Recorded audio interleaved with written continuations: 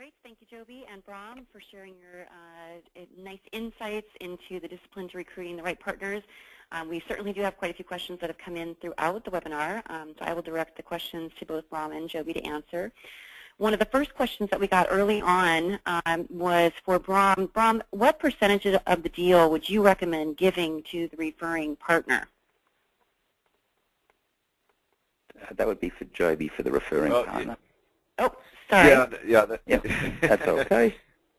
Not a problem. So, you know, again, I think if you look at it, the percentage of the deal for an employee, it really doesn't even need to be percentage of the deal. It can be things like airline miles, catalog points, employee recognition tends to work well. So you can fairly much, you know, there are professional services teams that are out there, you know, you just incent them enough to ask that one or two more questions to that customer that they're already sitting in front of and talking to. Obviously, from the outside, though, you know, look at what you'd pay the partner normally, you know, if they were selling the whole deal. Obviously, you don't need to go that high, but then you also want to factor in what your traditional lead generation costs are. So they should get nearly 100% of that, and that can help you, you know, sweeten that pot. So you're not having to spend the money to generate that lead since they brought it to you, so you can bring that in. So, you know, again, and then there's other factors like how far along was the deal before they brought it in, you know, what was the size of the deal, those sort of things. So there's a number of factors behind that one. Okay, great. Braham, this one is for you. Why does channel marketing and not sales provide the desired characteristics? That's a really good question. So maybe it's not channel marketing, but the point I'm trying to make here, Tina, is it's a headquarters function. It's not, you shouldn't leave it up to the field to derive what the attributes and metrics need to be, because, you know, they'll do what they know and what they think is best, and what best, more importantly, what suits them. So it's really a corporate function to identify, you know, what are the markets, what are the opportunities, what are the attributes required around that. Now, that often sits inside of channel marketing, but, you know, could sit inside a, you know, a corporate or a global or a regional channel sales function just as easily. But it's the actual field that really needs to implement it. So that's really your CAM or your channel account manager. Okay, great. The next question that we have in queue, you guys will have to decide who answers this one, is when implementing some of these programs, what sort of KPIs should we be looking for? Joby, you want to go first? Yeah, sure. So, well, at least, you know, I can speak to the lead referral program.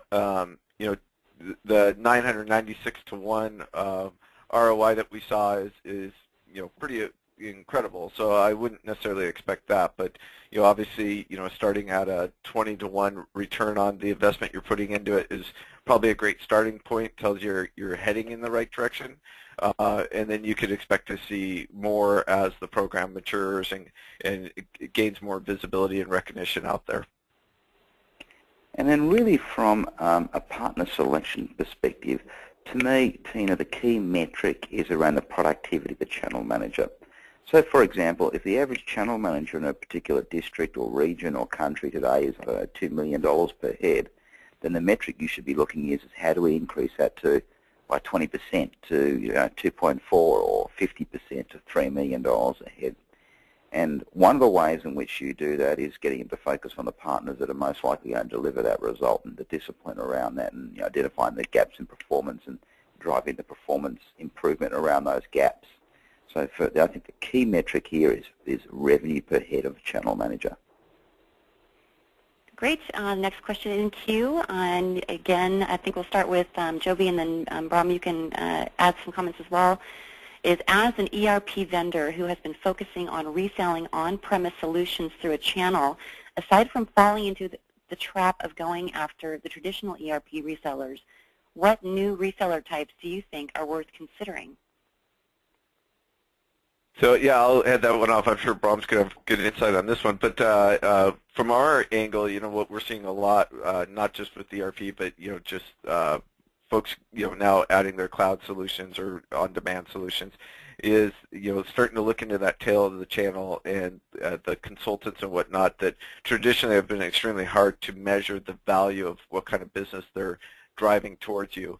So again, a lead referral program would allow you to start giving visibility into the kind of business that they're driving your way, start measuring their effectiveness and the value of them, and allow you to decide, should we be investing more in these types of partners, since now they're able to recommend, or in a cloud or SaaS solution, actually resell your products or solutions. Yeah, and let me expand on a little bit about that too, Joby. So it's interesting that someone says an ERP vendor. I can almost guess who's asked the question, because if you look at the various cloud models out there, or the SaaS models particularly, I should say, it's ERP that really doesn't have a successful sales channel out there.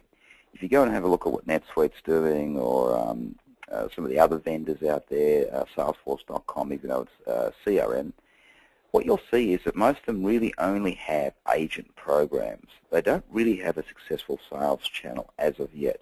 So back to your point, Joby, maybe lead referral is it.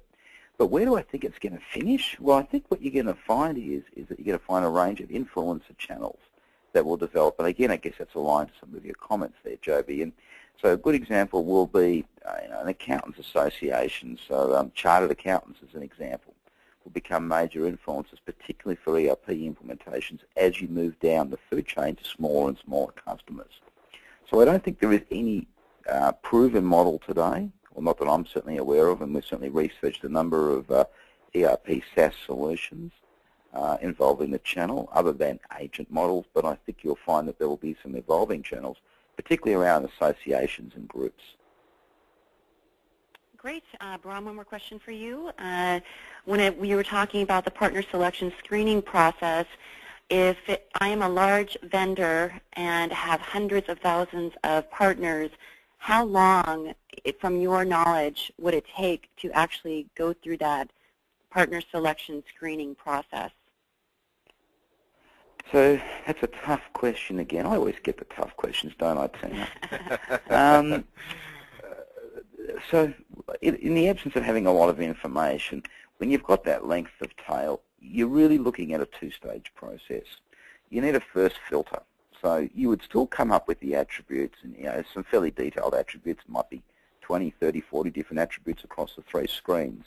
But what you need to do is then from that filter out potentially, because I'm assuming when you've got that large number of partners, they're all probably all in the main being managed through distributors.